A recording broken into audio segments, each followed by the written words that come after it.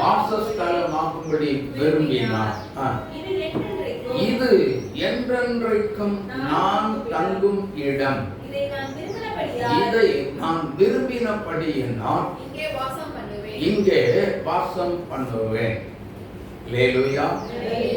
ஆமா, இதை நான் விரும்பினபடியினால் இங்கே வாசம் பண்ணுவேன். முதலாவது, தேவனுடைய தெரிந்தெடுக்குதல் நடைபெற்று கொண்டிருக்கிறது. முதலாவது அந்த 13வது வசனத்தை படிங்க. கர்த்தர் சீயோனை தெரிந்து கொண்டு. ஆமென். சரி, சீயோன்னா என்ன? சீயோன்னா என்ன சொல்லுங்க. பரலோகம். சொல்லுங்க, சீயோன்னா என்ன? நிறைய நேரம் சொல்லி கொடுத்துருக்கு. தேவன் தங்கும் இடம், அதுதான் சீயோன்னா, அதுதான் அர்த்தம். சரி, தேவன் தங்குகிற இடத்துக்கு எப்படிங்க சீயோன் சொல்லி பெயர் வந்தது? சீயோன்னா என்னன்னு தெரியாம அந்த சத்தியத்துக்குள்ள போனா நம்ம அது வீணா வேஸ்டாய் போய்விடும். ஆமென். அதை தெரிந்து கொண்டு அதுக்கப்புறம் செய்திக்குள்ள போய் கொள்ளலாம். ஜெபிக்கலாம். கண்களை மூடி நாம் ஜெபிப்போம். பரிசுத்தாவியானவரே, நீங்க பேசுறதுக்கு வந்துதான் ஆகணும். என் வார்த்தையின் ரகசியம், ஆழங்கள், மறைபொருள், புதைபொருள் அத்தனையும் ஆண்டவரே எல்லாத்தையும் வெளிப்படுத்தி பேசுகிறது நீங்க தான். ஒரு மனிதன் அல்ல, ஒரு மனிதனுக்குள்ளிருந்து செயல்படக்கூடிய காரியம் இது அல்ல. அப்பா, இது உம்மாலே ஆகக்கூடிய ஒன்று. என் தகப்பனே, எல்லாமே நீங்க தான், எல்லாமே நீங்க தான். எங்களுக்கு எல்லாம், எல்லாத்துக்கும் எல்லாமா இருந்து நடத்துகிறது நீங்க தான். தயவு செய்து நீங்க என்ன செய்யணும்? பேசுங்க. உடைய வார்த்தையின் ரகசியங்கள், ஆழங்கள், மறைபொருள், புதைப்பொருள், வெளிப்படாத மகிமையின் ரகசியங்கள் அத்தனையும் வெளிப்படுத்தி, வார்த்தையின் ரகசியங்கள் அத்தனையும் வெளிப்படுத்தி பேசுங்க. கிரியைகளை நடத்துங்க. அப்பா, ஆண்டவரே, இயேசுவே, எங்கள் ராஜா பேச போகிறது உங்களுக்குள்ள இருக்கிற பரிசுத்தாவியானவர் தான் அப்படிங்கிற ஒரு வார்த்தை நிறைவேற்றப்பட்டு பேசப்படுற மகிமைப்படுவீராம். இயேசுவின் நாமத்தில் இதா. ஆமென். எருசலேமில் நல்ல கவனிங்க. சீயோன் என்று சொல்லும் பொழுது எருசலேமில் 7 விதமான மலைகள் இருந்தது அந்த நாட்கள். ஆனால் அந்த 7 விதமான மலைகளில் ஒன்றுதான் சீயோன். ஆமென். அதுல எப்படி இந்த பெயர் வந்தது அப்படிங்கிறதை குறித்து சில காரியங்களை நான் சொல்றேன் பாருங்க. நல்லா கவனிக்கணும். எருசலேமில் உள்ள ஒரு மலையில தாவீது ராஜா என்ன பண்ணாரு? பெட்டியை கொண்டு, உடன்படிக்கை பெட்டி கொண்டு வச்சார். அந்த பெட்டியை கொண்டு வச்சது மட்டுமல்ல, அவருடைய மகனாய் இருக்கக்கூடிய தேவனால் தெரிந்து கொள்ளப்பட்ட சாலமோன் மோரியா மலை, இதன் இடத்தில் தான் எருசலேம் தேவாலயத்தை அவர் நிறுவினார். அல்லேலூயா. மோரியா மலையில், அல்லேலூயா. மோரியா மலை என்று சொல்லும் பொழுது ஒரு ஞாபகத்துக்கு வரணும். ஊழியக்காரன் சொல்லாதீங்க பின்னாடி. அவங்க எஸ், வெரி குட். அவங்க ஒருத்தர் தான். மீதி எல்லாம் முடிக்கிறீங்க.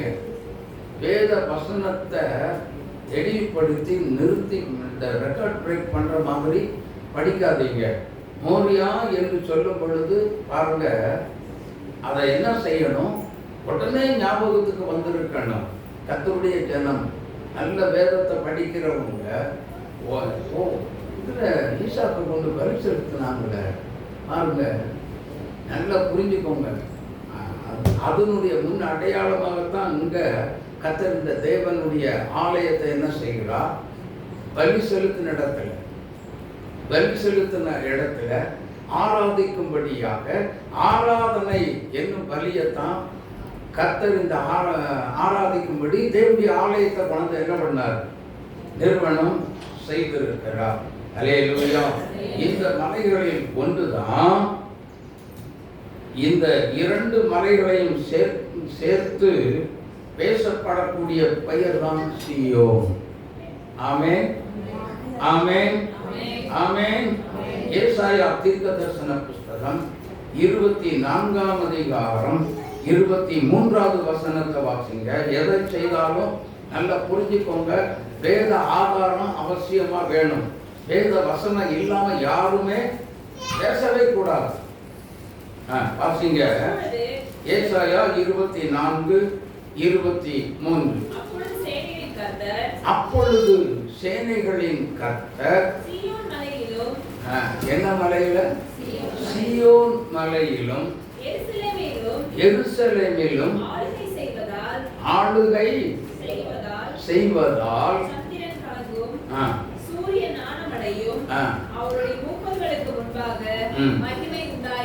ஆமென். அல்லேலூயா. யோவேல் 3ஆம் அதிகாரம் 17வது வார்த்தை. சீக்கிரமா வாசிங்க, எனக்கு நேரம் இல்லை. யோவேல் 3:17. என் பரிசுத்த பர்வதமாகிய சீயோனிலே. பர்வதம் என்று சொன்னால் மலை. ஆமென். என் பரிசுத்த பர்வதமாகிய சீயோனிலே வாசமாயிருக்கிற நான் உங்கள் தேவனாகிய கர்த்தர் என்று அப்பொழுது அறிந்து கொள்வீர்கள். எருசலேம் எப்படி இருக்கும்? பரிசுத்தமாக இருக்கும். அல்லேலூயா, அல்லேலூயா. 2 சாமுவேல் 5ஆம் அதிகாரம் 7வது வார்த்தை வாசிங்க. சீக்கிரமா வாசிங்க.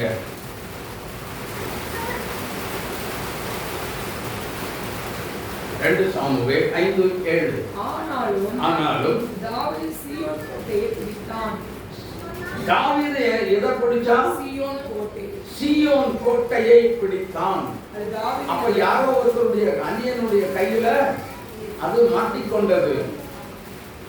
ஆனா இப்பொழுது கர்த்தர் அந்த சீயோனை தாவீதை கொண்டு வந்து மீட்கிறார்.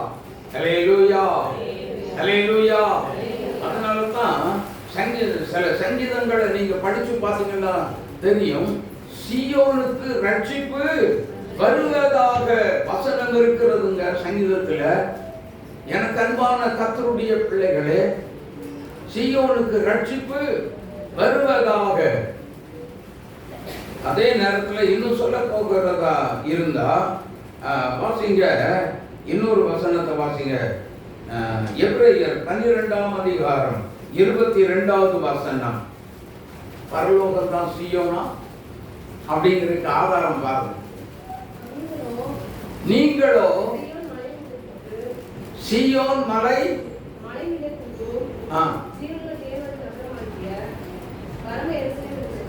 பரம எருசலேமுக்கு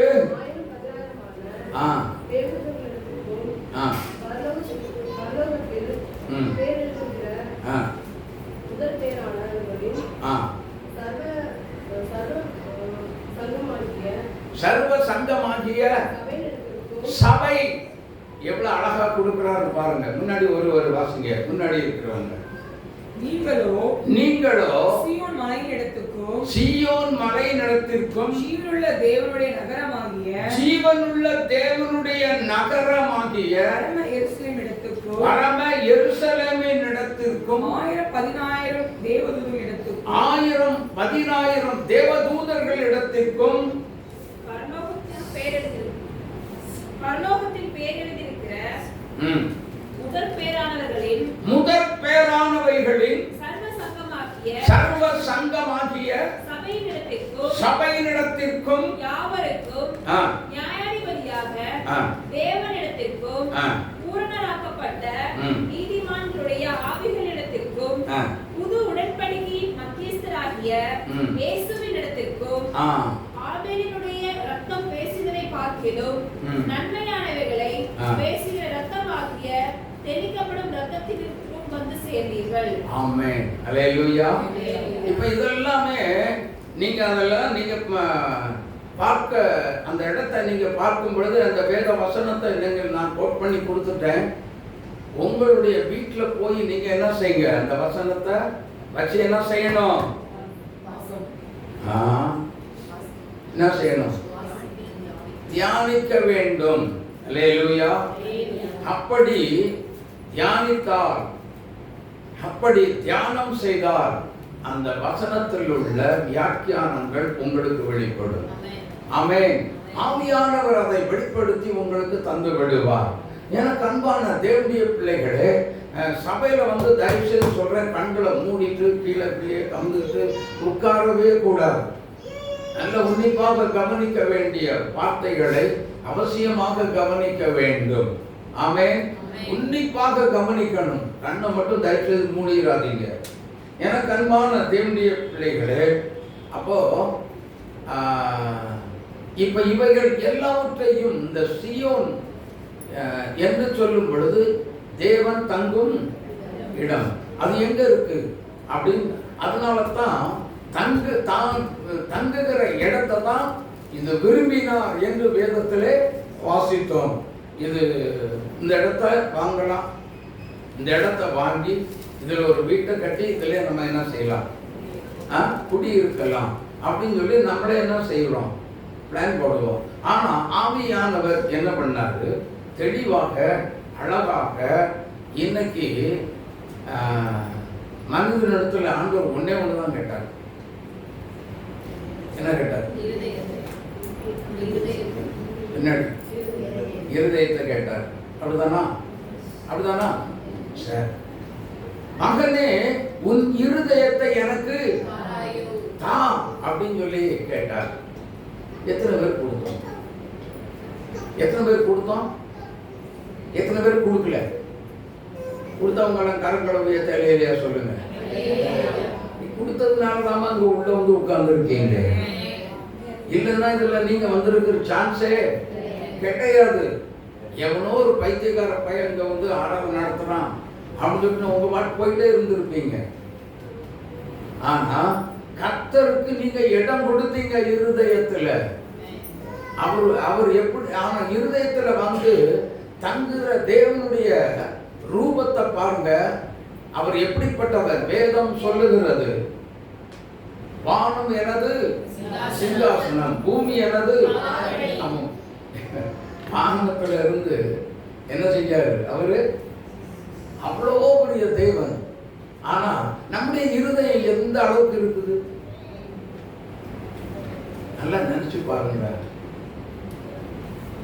காணக்கூடாத இறைவன் இயேசு, அதர்சனமான தேவாதி தேவன், ஒருவரும் சேரக்கூடாத ஒளியின் மத்தியில் வாசம் செய்கிறவர், அவ்வளவு பிரகாசம் மகிமை நிறைந்த தேவன் தான் தன்னுடைய ரூபத்தை சுருக்கி என்ன பண்றாரு, மனிதனிடத்துல வந்து இருதயத்தை கேட்டு வாங்கி, நம்முடைய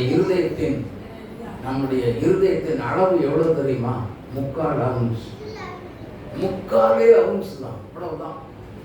அந்த இருதயத்துக்குள்ள வந்து தன்னை சுருக்கி மகிமை நிறைந்தவராய், மகிமையின் தேவனாய் நமக்குள்ளதான் வாசமாய் இருக்கிறார். அல்லேலூயா, அல்லேலூயா. தேவனுடைய பிள்ளைகளை, உங்களுக்குள்ளேயும் எனக்குள்ளேயும் ஆவியானவர் வாசமாக இருக்கிறார். காணக்கூடாத இறை, அதர்சனமான இறை, தேவாதி தேவன். ஆமென். என்ன ஒரு மகிமைன்னு பாருங்க. என்ன ஒரு தேவனுடைய ரூபம் அவ்வளோ பெருசாக இருந்தோம். வேதம் என்ன சொல்லுகிறது? வெளிப்படுத்தின விசேஷம் 21ஆம் அதிகாரம் 3வது வசனத்தை வாசித்து பார்க்கும் பொழுது அங்கே சொல்லுகிறார் பாருங்க. மேலும் பரலோகத்திலிருந்து உண்டான ஒரு பெரு சத்தத்தை கேட்டேன். அது, இதோ மனுஷரிடத்திலே தேவனுடைய வாசஸ்தலம் இருக்கிறது, அவர்களிடத்திலே அவர் வாசமாய் இருப்பார், அவர்களும் அவருடைய ஜனங்களாய் இருப்பார். தேவன் தாமே அவர்களோட கூட இருந்து அவர்களுடைய தேவனாய் இருப்பார். இதோ அவர் தெளிவா சொல்றாரு பாருங்க, இதோ மனுஷனிடத்தில் தேவனுடைய வாசஸ்தலம் இருக்கிறது. ஆமென், ஆமென், ஆமென். அப்போ நல்லா நினைச்சு பாருங்க, மனிதனிடத்துல அவர் குடியிருந்து உள்ளே இருந்து என்ன செய்கிற தேவன்? அவர் வாசமா இருந்து நம்மை மரண பரியந்தம் நம்மை நடத்துவதற்கு அவர் உண்மை உள்ள தேவனாய் இருக்கிறார். கரந்தட்டி இயேசுவை மகிமைப்படுத்துங்க. அவர் மரண பரியந்தம் நன்மையானாலும் சரி, தீமையானாலும் சரி, வாழ்வானாலும் சரி, சாவானாலும் சரி, குறைவு வந்தாலும் சரி, நிறைவு வந்தாலும் சரி, அவர் நமக்குள்ளே வாசமாய் வந்து தங்கின தேவன். ஒருபோதும் விலகவே மாட்டார். நம்மை வெளியில போகவும் மாட்டார். நான் உன்னை விட்டு விலகுவதும் இல்லை, உன்னை கைவிடுவதும் இல்லை என்று தீர்க்கதரிசிகளுக்கு சொல்லி இருக்கிறாரு. ஆமென். அப்போ இப்படிப்பட்ட ஒரு தேவன் தான் இவ்வளவு ஒரு வாக்குத்தத்தங்களை மத்தேயு எழுதின சுவிசேஷத்துல 28ஆம் அதிகாரத்துல வாசிங்க, கடைசி 2 வசனத்தை வாசிங்க. ஆகையால் நீங்கள் புறப்பட்டு போய் சகல ஜாதிகளையும் சீஷராக்கி பிதா குமாரன் பரிசுத்த ஆவியின் நாமத்தினாலே அவர்களுக்கு ஞானஸ்நானம் கொடுத்து நான் உங்களுக்கு கட்டளையிட்ட யாவையும் அவர்கள் கைக்கொள்ளும்படிக்கு அவர்களுக்கு உபதேசம் பண்ணுங்கள். உலகத்தின் முடிவு பரியந்தம் சகல நாட்களிலும் நான் உங்களோடு கூட இருக்கிறேன். எதற்கு இருக்கிறார்? சர்வ சிருஷ்டிக்கும் சுவிசேஷம் பிரசங்கிக்கிறதற்கு. ஆமென்.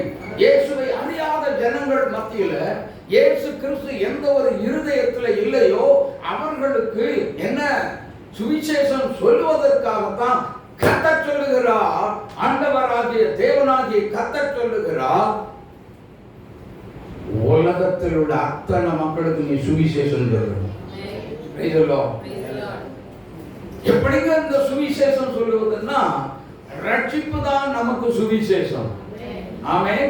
இயேசு கிறிஸ்து என்னை மீட்டுக்கொண்ட இயேசு கிறிஸ்து எந்தெந்த விதத்திலெல்லாம் மீட்டுக்கொண்டார் அப்படிங்கிறதான் பாவத்தில் விழுந்து கிடந்தோம், அக்கிரமத்தில் விழுந்து கிடந்தோம், பாவத்தில் விழுந்து கிடந்தோம், குப்பையில விழுந்து கிடந்தோம். குப்பையில் இருக்கிற எளியவனை குப்பையிலிருந்து தூக்கி விடுகிற தேவன்.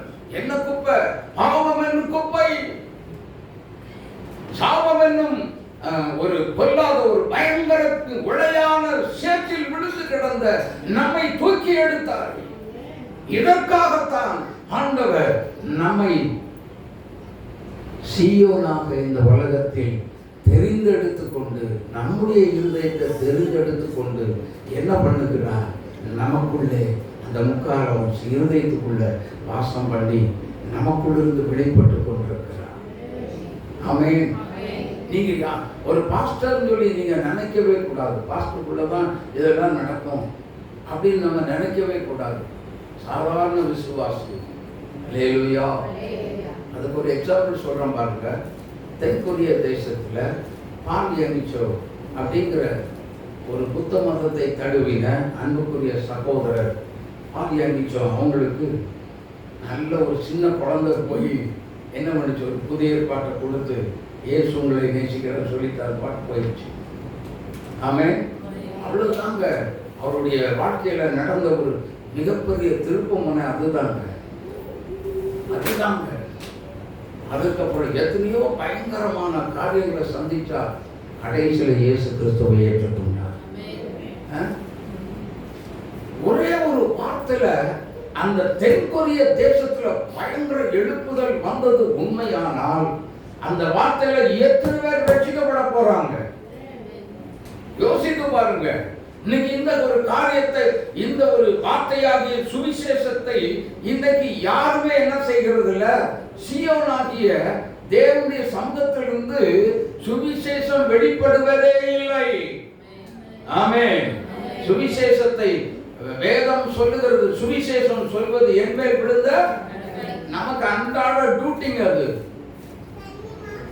ஹலோ, அன்றாடம் உள்ள நம்ம மேல் விழுந்த கடமை, அது செய்தே ஆகணும். அடிப்பாங்க, உதைப்பாங்க. அடிவாங்கன்னா அடி விழுந்தா விழுந்துட்டு போடுங்க. உடனே எத்தனை நாள் அடிக்க முடியும்? ஆமென், ஆமென். சுவிசேஷம் சொல்வது ஆத்தும ஆதாயம் செய்கிறோம். ஆமென். எனக்கு அன்பான கர்த்தருடைய பிள்ளைகளே, வெறுங்கையா தேவ சமூகத்தில் வரலாமா? நான் அடிக்கடி உங்களுக்கு நான் சொல்லி இருக்கிறேன். வலது கையில ஒரு குடும்பம், இடது கையில ஒரு குடும்பம். சபைக்கு வரும் பொழுது வலது கையில ஒரு குடும்பம், இடது கையில ஒரு குடும்பத்தை கூட்டிட்டு சுவிசேஷம் சும்மா கூட்டிட்டு வர முடியுமா? சுவிசேஷம் சொன்னாதான் அந்த ஜனங்களை உள்ள ஆவியானவர் கிரியை செய்வார். அந்த ஜனங்களை நீங்க ஆதாயப்படுத்த முடியும். சீயோன் சும்மா இருக்க கூடாது. தேவன் தங்கும் யாருக்குள்ள தங்கி இருக்கிறாரோ அவங்க என்ன செய்யக்கூடாது? சும்மா இருக்கவே விடமாட்டார். அவருடைய திட்டத்தை நிறைவேற்றுவதற்கு தூண்டிக்கொண்டே இருப்பார். இதை செய், அதை செய் சொல்லி அவ்வப்போது ஆலோசனை சொல்லிக் கொண்டே இருப்பார். ஆமென். சொல்றாருல்ல, பேசுறாருல்ல, பேசுறதை ஏன் செய்ய மாட்டேங்கிறோம்? திருச்சபை ஏன் செய்யல? தேவனுடைய கட்டளையை மீறி நடக்கிறோமா? ஹலோ, சொல்லுங்க. ஏன் சுவிசேஷம் சொல்லல? ஏன் தேவனுடைய ராஜ்யத்தை குறித்து நீங்க சொல்லுவதற்கு ஏன் வெட்கப்படுகிறோம்? ஏன் பயப்படுகிறோம்?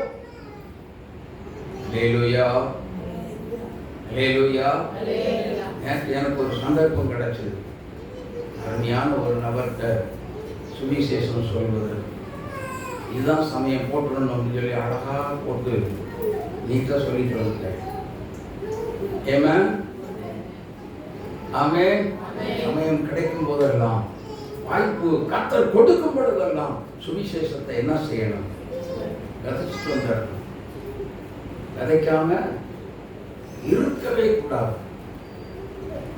உங்களை தேடி வர்றவங்களுக்கு சுவிசேஷம் சொல்லுங்க. உங்களை தேடி வர்றாங்க பார்த்தீங்கன்னா, உங்களை தேடி வர்றவங்கள அவங்கள ஒரு சீயோனா நினைச்சுக்கிடுங்க. முதல்ல ஆண்டவரே, இந்த சீயோனை தந்ததுக்காக உமக்கு ஸ்தோத்திரம். இதற்குள்ள இன்னைக்கு நீ தங்க போகிறதுக்காக உமக்கு ஸ்தோத்திரம். இதை நீ தெரிந்து கொண்டதுக்காக உமக்கு ஸ்தோத்திரம் அப்படின்னு சொல்லி அவங்களுக்கு இயேசு உன்னை நேசிக்கிறான்னு சொல்லி பாருங்க. அந்த வசனம் வேலை செய்யும். ஆமென். அப்போ கர்த்தர் அந்த இருதயத்தையும் தமக்கு வாசஸ்தலமாக்கும்படி உடனே என்ன செய்வார்? பார்க்க ஒரு இடத்துல சொல்றார், இவனிடத்துல ரட்சிப்புக்கு ஏற்ற விசுவாசம் உண்டென்று கண்டார். கர்த்தர் கண்டாரா? ஆமா. அப்படிப்பட்ட ஒரு இருதயத்தை கர்த்தர் பார்க்கிறார். அதுதான் சுவிசேஷம், அதுதான் சுவிசேஷம், அதுதான் சீயோன். ஹலோ, அதுதான் சுவிசேஷம், அதுதான் சீயோன். சும்மா சீயோன்னா எங்கேயோ யாருக்கோ ஒருத்தருக்கு சீயோன் அப்படின்னு சொல்லி பேர் வச்ச உடனே சீயோன் ஆக முடியாது. ஆமென். சீயோன் அப்படிங்கிற ஒரு திருச்சபை இருக்கலாம். ஆனால் அங்க நான் போகிறேன் அப்படின்னு சொல்லி சொன்ன உடனே பெரிய பரிசுத்தவான மாறிட முடியாது. இந்த வேத வசனம், இந்த சத்தியத்தை கர்த்தர் நமக்கு எழுதி கொடுத்திருக்கிறாரே, அதன்படி எப்பெல்லாம் நடக்கிறோமோ அப்பப்பெல்லாம் நாம் சீயோனாய் மாறுகிறோம். ஆமென், ஆமென், ஆமென். அப்பப்போ நம்ம என்ன செய்யணும்? இங்க பாருங்க. ஹலோ, கர்த்தருடைய தேவ சமூகத்துல வந்து ஆண்டவரே சீயோனாகிய என்ன கவனிங்க, வார்த்தையை கவனிங்க. சீயோனாகிய என்னை தெரிந்து கொண்டீரே, உமக்கு ஸ்தோத்திரம். உம்முடைய வாசஸ்தலமாக தெரிந்து கொண்டீரே, உமக்கு ஸ்தோத்திரம். இந்த சீயோனாய் இருக்கக்கூடிய, உம்முடைய வாசஸ்தலமாக இருக்கக்கூடிய நாம் என்ன செய்ய வேண்டும்? என்ன செய்ய சித்தமாயிருக்கிறீர்? அது கேட்கணும் தினமும். அப்படின்னா தினமும் தேவனுடைய சமூகத்துல ஒரு தேவனுடைய பிள்ளை அவசியமாய் வர வேண்டும். அப்பதான் ஆண்டவர் இடத்துல கேட்க முடியும், தேவனிடத்தில் பேச முடியும். இல்லாவிட்டால் இல்லை. ஆமென். பேச முடியுமா?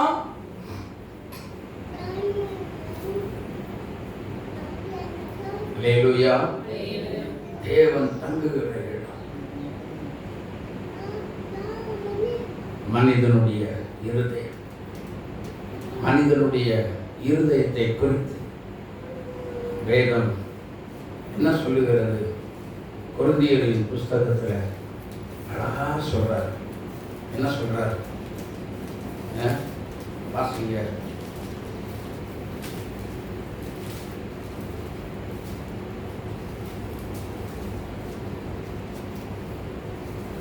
வாசிங்க. 12வது வசனத்திலிருந்து வாசிங்க.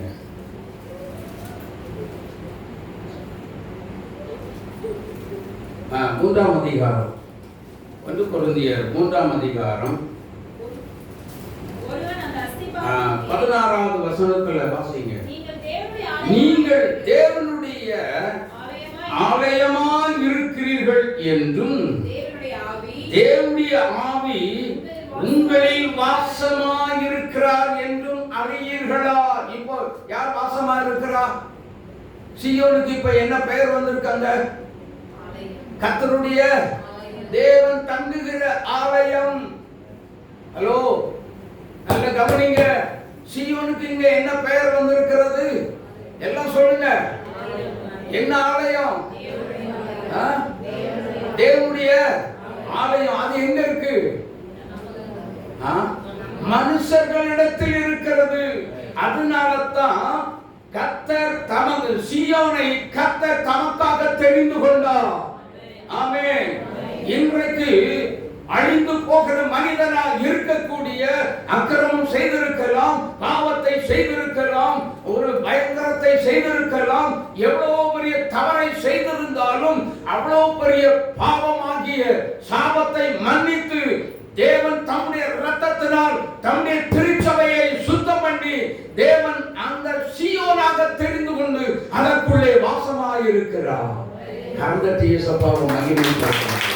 ஹல்லேலூயா. தேவனுடைய ஆவி அந்த ஆலயத்தில் வாசமாய் இருக்கிறார். அப்ப தேவ ஆவி எங்கெங்கெல்லாம் யார் யாருக்குள்ளெல்லாம் யார் யார் இருதயத்துக்குள்ளெல்லாம் இருக்கிறாரோ அவர்கள் தேவ ஆவியினால் நடத்தப்படுகிறார்கள். ஹல்லேலூயா. நான் உனக்கு போதித்து சொல்லுங்க, நீ நடக்க வேண்டிய வழி உனக்கு என்ன செய்வேன்? காட்டுவேன். சொல்றாரு இல்ல, தெளிவா சொல்றாரு. அவ்வப்போது என்ன செய்வேன்? உனக்கு நான் ஆலோசனையாக இருப்பேன். ஆலோசனையாக இருப்பேன். ஏசாயா தீர்க்கதரிசன புஸ்தகத்துல தெளிவா 9ஆம் அதிகாரம் 6வது வசனத்தை வாசித்து பாருங்க. அவர் இயேசு கிறிஸ்து பிறப்பதற்கு முன்பதாகவே அந்த அவர் என்னென்ன சொல்றாருன்னு பாருங்க. நமக்கு ஒரு பாலகன் பிறந்தார், நமக்கு ஒரு குமாரன் கொடுக்கப்பட்டார், கர்த்தத்துவம் அவர் தோளின் மேல் இருக்கும், அவர் நாமம் அதிசயமானவர். நல்லா புரிஞ்சுக்கோங்க. ஹலோ சிஸ்டர், நான் என்னைய பாருங்க. அவர் யாரு?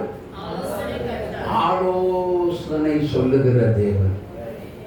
அப்போ நமக்கு ஆலோசனை வேணும்னா எங்கேயுமே ஓடாதீங்க. யாரை தேடி ஓடாதீங்க, மனுஷனை தேடி ஓடாதீங்க. நமக்கு ஆலோசனை தரக்கூடிய, நமக்குள் வாசமாய் இருக்கக்கூடிய, சீயோனில் வாசமாய் இருக்கக்கூடிய பரிசுத்த ஆவியானவரே நமக்கு அவ்வப்போது ஆலோசனை கொடுத்து நம்மை நடத்தி வழி நடத்தி கொண்டு வந்து கொண்டிருக்கிறார். கரந்தட்டியை சப்பாவை மகிமைப்படுத்துங்க. அப்போ அந்த ஆவியானவரிடத்தில் நாம் ஆலோசனை கேட்கும் பொழுது அந்த கேட்கிறது பெருசு இல்லைங்க. கேட்கிறது பெருசு இல்லவே இல்லை. அதை கேட்டுட்டு செய்யாம போகிறது எவ்வளவு பெரிய பயங்கரமான பாவம் தெரியுமா?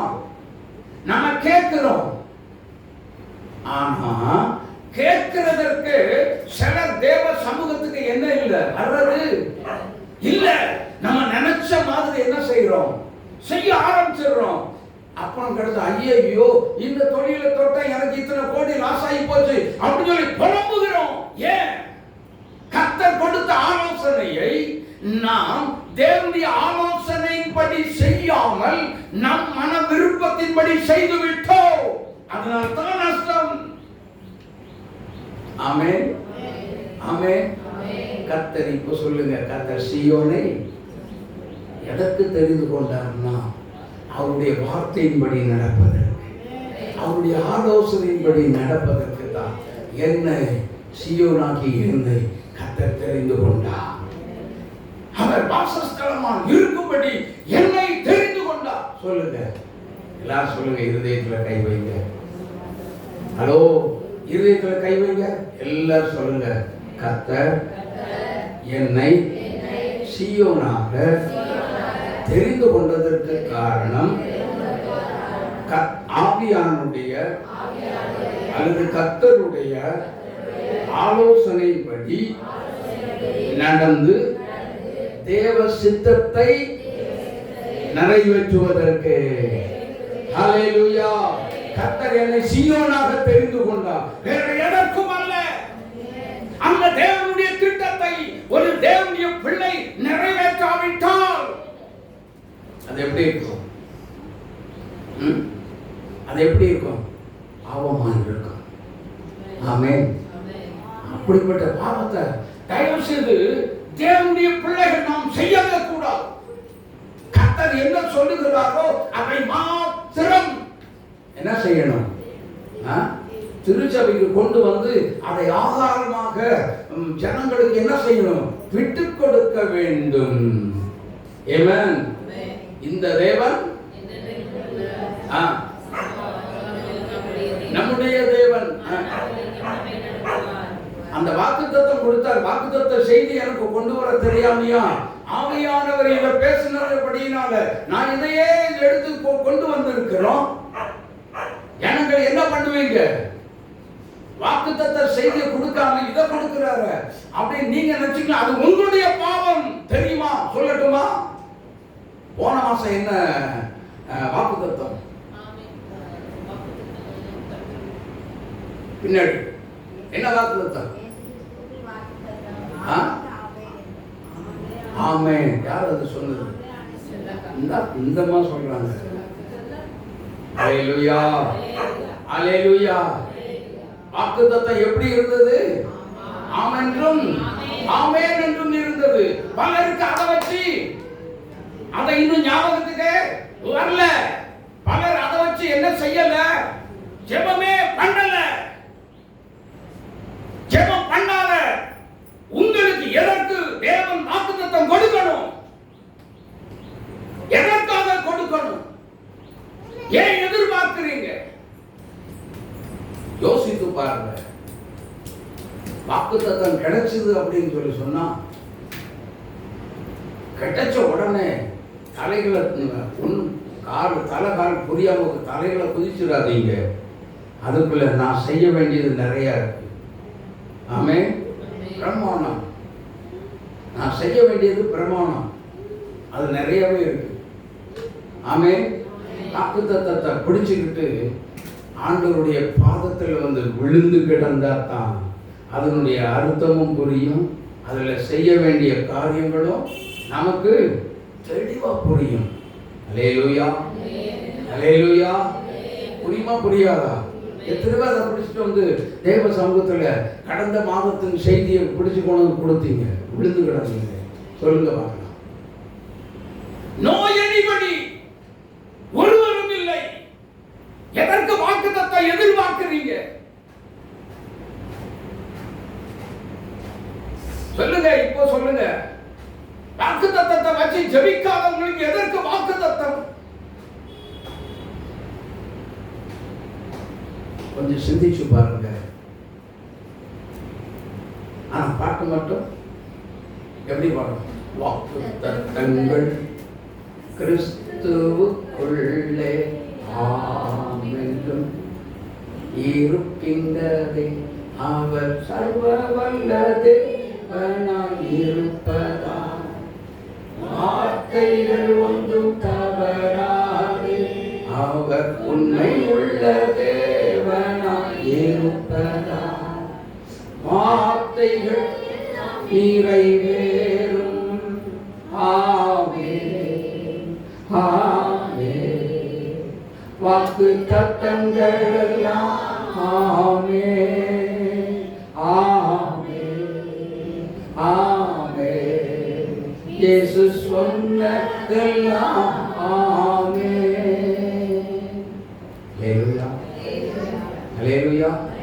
சபைக்குள்ள வந்தா நிம்மதியா கண்ணை மூடி என்ன செய்யும்?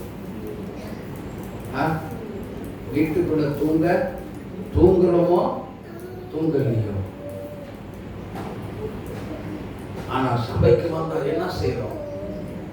செம தூக்கம் போடுறோம். எங்கிருந்து கர்த்தர் ஆசீர்வாதத்தை கர்த்தர் நம்ம வீட்டுக்குள்ள கொண்டு வரும்? எங்கிருந்து தேவன் நம்மை ஆசீர்வதிக்க முடியும்? சீயோனாய் நம்மை எப்படி தெரிந்து கொள்ள முடியும்? நீங்களே அத வசனத்தை படிங்க. 16, 17 படிங்க. நீங்கள் தேவனுடைய ஆலயமாய் இருக்கிறீர்கள். நீங்கள் தேவனுடைய ஆலயமாய் இருக்கிறீர்கள் என்றும் தேவனுடைய ஆவி உங்களில் வாசமாய் இருக்கிறார் என்றும் அறியீர்களா? ஒருவன் தேவனுடைய ஆலயத்தை கெடுத்தால் தேவன் அவனை கெடுப்பார். தேவனுடைய ஆலயம் எப்படி இருக்கிறது? தேவன் தெரிந்து கொண்ட சீயோன் ஒரு தேவனுடைய ஆலயம். ஆமென். அது எப்படிப்பட்டதாய் இருக்கிறது? தேவன் தெரிந்து கொண்டது சாதாரணமாய் இருக்கவில்லை, அது பரிசுத்தமாய் இருக்கிறது. ஆமென். இந்த பரிசுத்தமாய் இருக்கிறதுனால தான் அந்த பரிசுத்த ஆவியானவரின் ஒத்தாசையினால யோசேப்பின் மனைவியாக மரியாள் பரிசுத்த ஆவியினால் கர்ப்பம் தரித்து இயேசு என்னும் தேவகுமாரன் வெளிப்பட்டார் இந்த உலகத்துக்கு. கரந்தட்டி இயேசப்பாவை மகிமைப்படுத்துகிறார். ஹல்லேலூயா, ஹல்லேலூயா. இன்னும் ஒரு கன்னிகை கர்ப்பவதி ஆகி ஒரு குமாரனை அவருக்கு இயேசு என்று இந்த உலகத்துல எந்த ஒரு மனுஷனுக்கும் பாவத்தை மன்னிக்க அதிகாரம் இல்லை.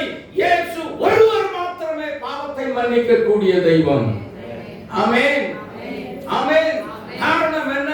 அவர் பரிசுத்த ஆவியினால் உற்பவித்து செய்யப்பட்டவர், ஜெனிப்பிக்கப்பட்டவர், உருவாக்கப்பட்டவர். ஆமென். சீயோனுக்கு எப்படி எப்படி எல்லாம் சான்ஸ் எல்லாம் நிறைய கிடைக்குது பார்த்தீங்களா? ஹலோ, நல்லா புரிஞ்சுக்கோங்க. நீங்க உண்மையான சீயோனா இருந்தா உங்களுக்குள்ள ஒரு பரிசுத்த வித்து இருக்கிறது என்பதை மறந்து போகாதீங்க. அப்போ நான் சீயோன் தான் அப்படின்னு சொல்றவங்க, கன்ஃபார்மா சொல்றவங்க எல்லாம் கை தூக்கி அல்லேலூயா சொல்லுங்க. அல்லேலூயா. உங்களுக்குள்ள ஒரு பரிசுத்தம் உள்ள ஒரு விதை இருக்கிறது. அது தேவனுடைய நகரத்தை செலிப்ரேஷன் பண்ணிக்கொண்டே இருக்கும். ஒரு நாளாவது வந்தாது. ஆமென், அல்லேலூயா. பரிசுத்த விதை பரிசுத்தம் உள்ள ஜாதியை உருவாக்கி கொண்டே இருக்கும். அதுதான் உண்மையான சீயோன். அல்லேலூயா, அல்லேலூயா. எனக்கு அன்பான தேவனுடைய பிள்ளைகளே, அப்படின்னா இப்ப பாருங்க. அதனால தான் ஆண்டவர் சொன்னார், ஒருவன் என் ஆலயத்தை கெடுத்தா அவனை கெடுத்தே போடுவோம், ஒழுங்கா இருக்கு அப்படின்னு சொல்றார்.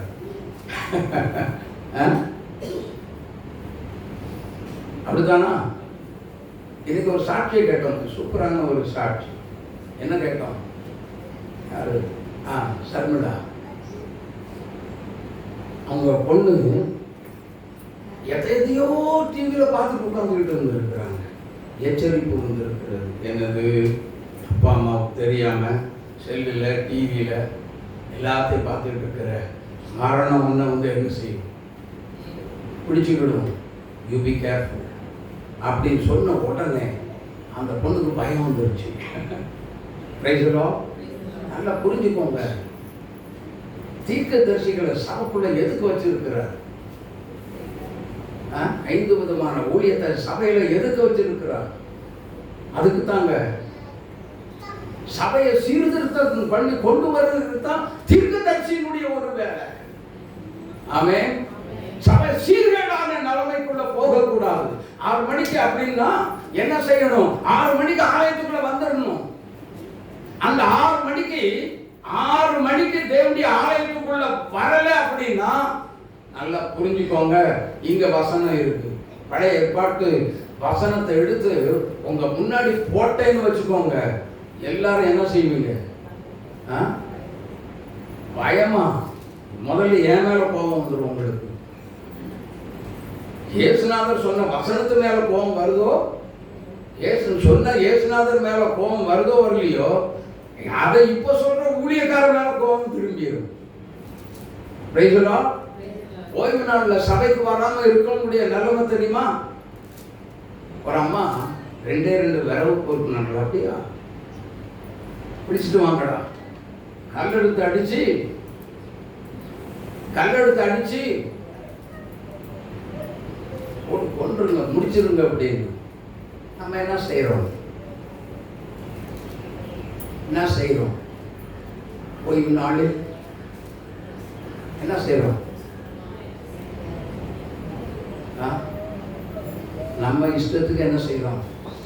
சீயோன் கர்த்தருடைய சித்தத்தை செய்வதை விட்டு பரிசுத்தமுள்ள நாளில் சீயோன் என்ன செய்யுது? சீயோன் என்னும் தேவாலயம் கர்த்தர் விரும்பின ஸ்தலம் எங்க ஓடுது தெரியுமா? உலகத்துக்குள்ள ஓடுது. வேலையை செய்யறதுக்கு அதை இதை வேறு ஓடுது. ஆமென், ஆமென். சொந்த பேச்சையும் பேசாத, சொந்த வேலைகளை செய்யாத, வசனம் சொல்லுது. ஆகவே எனக்கு அன்பான தேவனுடைய பிள்ளைகளே, இன்னைக்கு கர்த்தர் என்னை உங்களை சீயோனா தெரிந்து கொண்டார். நாம் எப்படி இருக்கணும் சொல்லுங்க? கர்த்தர் விரும்பினதை நாம் செய்து தேவ சித்தத்தை நிறைவேற்றி முடிக்கிறவர்களாக இருக்க வேண்டும். அப்படி இருந்தால் மட்டுமே, அப்படி இருக்கிறவர்களுக்கு மட்டுமே கர்த்தர் மரண பரியந்தம் நடத்த உண்மை உள்ள தேவனாக இருப்பார். இல்லாவிட்டால் இல்லை.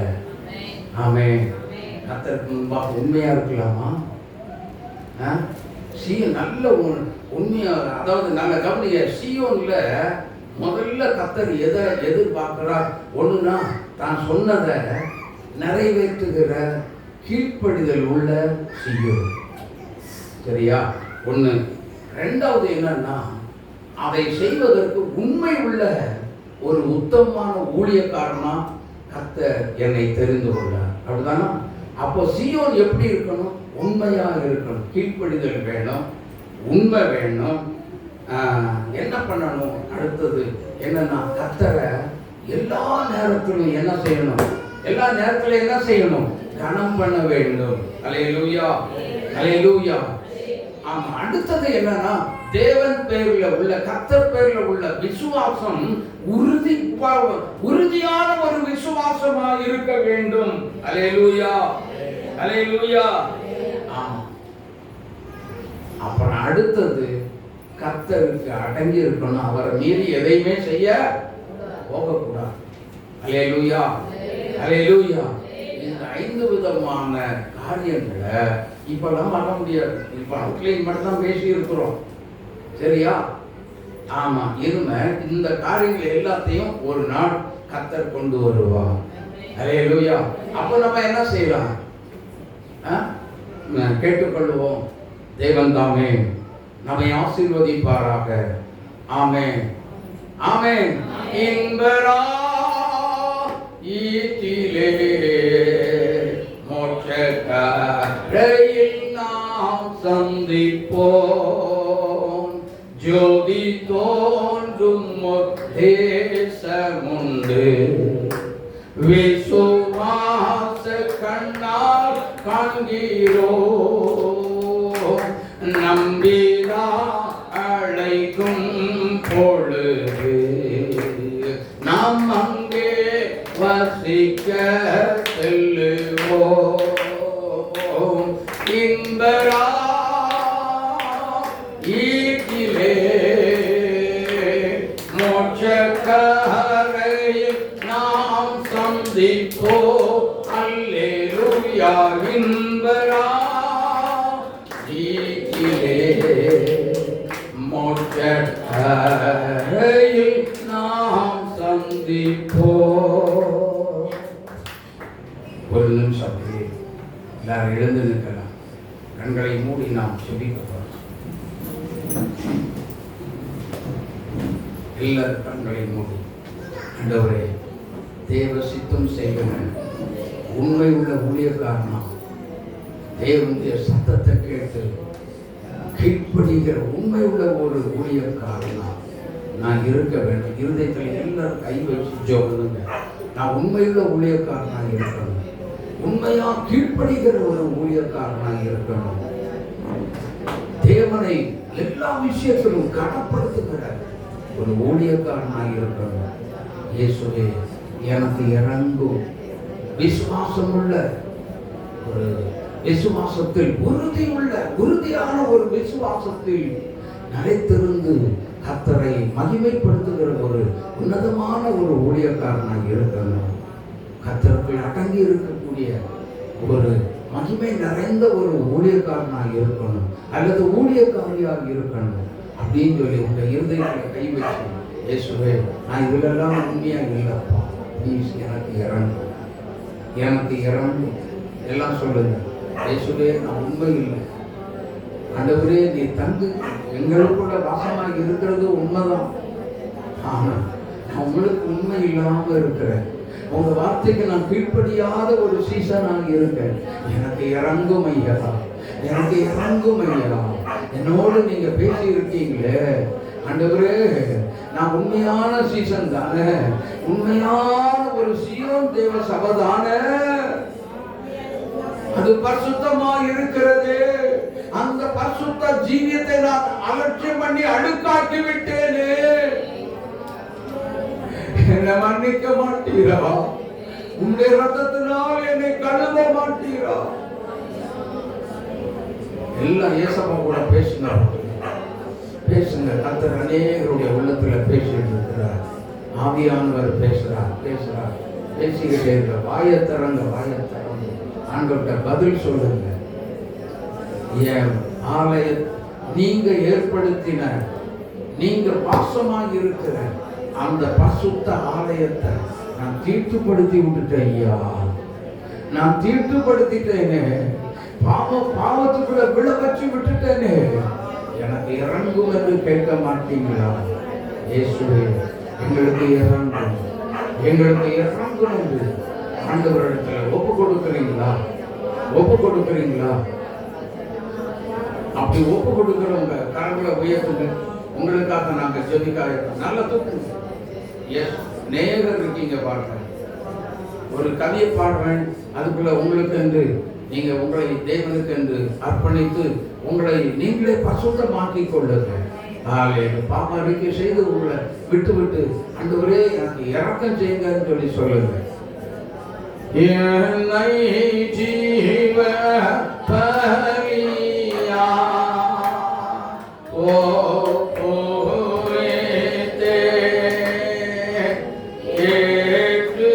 ஏற்றுக்கொள்ளும் இயேசுவே. மறுபடியும் சொல்லுவோம்.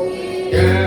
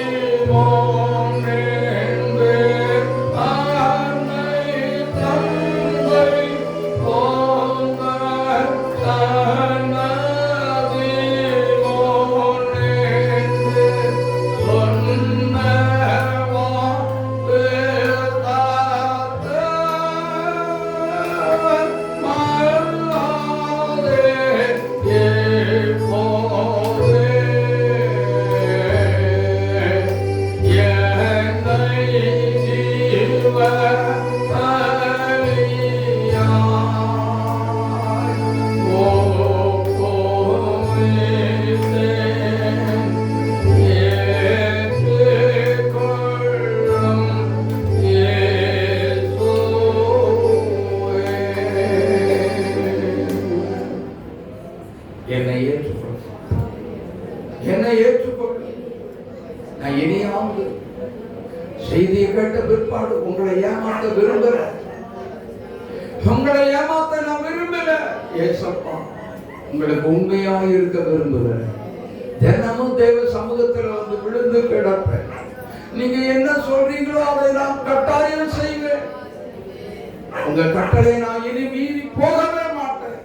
எனக்கு இறங்கும், எனக்கு இறங்கும் என்று கேட்கிறேன். ஹல்லேலூயா. ஒப்பு கொடுங்க, ஒப்பு கொடுங்க, ஒப்பு கொடுங்க. இப்ப நீங்க ஒப்பு கொடுங்க. நீங்களுடைய முகத்துல கண்ணீர் வருகிறத பார்க்கிறேன். ஹல்லேலூயா. தவறுகளை நம்ம செய்துட்டோம் இல்லையா? அதனால அந்த குற்றம் வளர்ந்து என் ஜீவியத்தை பாழாக்கிட்டேன், என் ஜீவியத்தை பாழாய் போயிட்டேன். தயவு செய்து ஆண்டவரே எனக்கு இறங்கும் என்று நம்முடைய கர்த்தரிடத்துல கேளுங்க. கண்ணீரோடு கண்ணீரோடு கேளுங்க, கண்ணீரோடு கேளுங்க. பாவ அறிக்கை செய்யுங்க, பாவத்தை அறிக்கை செய்து விட்டு விடுகிறேன் அப்படின்னு சொல்லுங்க. உமக்கு கீழ்ப்படுகிறேன், உமக்கு முன்பாக உண்மையாக இருக்கிறேன், எனக்கு இறங்கும் என்று கேளுங்க. கர்த்தர் நம்மை ஆசீர்வதிப்பார். நாம் ஜெபிக்கலாம். நல்ல பிதாவே, இயேசுவின் நாமத்தில் வேலைக்காக துதிக்கிறோம். நல்ல வார்த்தைகளை தந்தீங்க, பேசுனீங்க, வசனத்தின் அடிப்படையில் கிரியைகளை செய்தீங்க. உமக்கு நன்றி. அந்த பிள்ளைகள் எல்லாத்தையும் ஆசீர்வதித்து அனுப்புகிறார், மகிமைப்படுகிறார். எவரேனும் வெறுமை அனுப்பவே கூடாது. இந்த மாதத்துக்கு என்னென்ன வேணுமோ அத்தனை குடும்பத்தையும் ஆசீர்வதிக்க வேண்டுமாய் நாங்கள் ஜெபிக்கிறோம் ஐயா. பரிபூரணமாய் சம்பூர்ணமாய் என்ன கொடுக்க வேண்டும் என்று நினைத்தீரோ அதை அப்படியே நிறைவேற்றி ஆசீர்வதித்தலும் மகிமைப்படுவீராக. இயேசு கிறிஸ்துவின் நாமத்தில் ஜெபித்து ஆசீர்வதிக்கிறோம். ஜெபங்கள் நல்ல பிதாவே. ஆமென், ஆமென்.